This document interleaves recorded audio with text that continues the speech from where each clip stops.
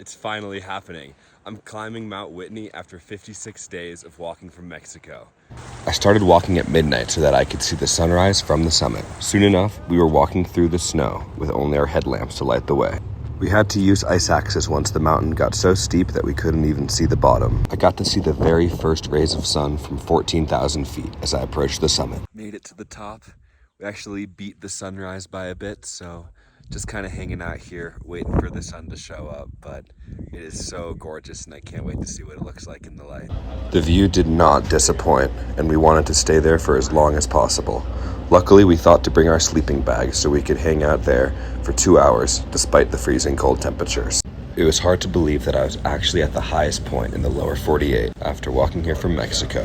And of course, I brought my guitar with me to the top.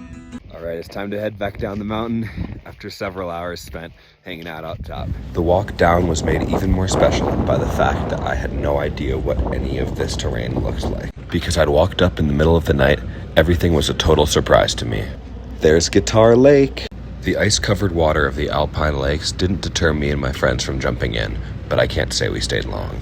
After a couple more beautiful miles, I made it back to camp before 11 a.m. Alright, after a good long break that did involve a nap, I am back on trail doing about 8 more miles today, so I can be right at the base of Forester Pass, which is the tallest point on the PCT. So we want to hit that early tomorrow morning, and pretty psyched for another beautiful day after this already gorgeous one. I did my first big water crossing of the Sierra and was treated to a view of Mount Whitney. It was hard to believe that I had walked from the top of that mountain just that day.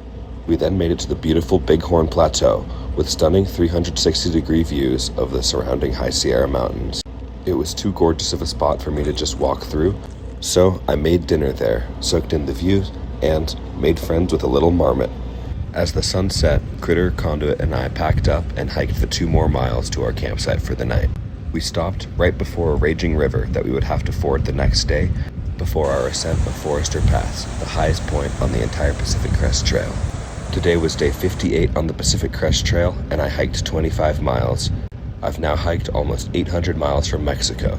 Follow along for the next 1,900 as I hike to Canada.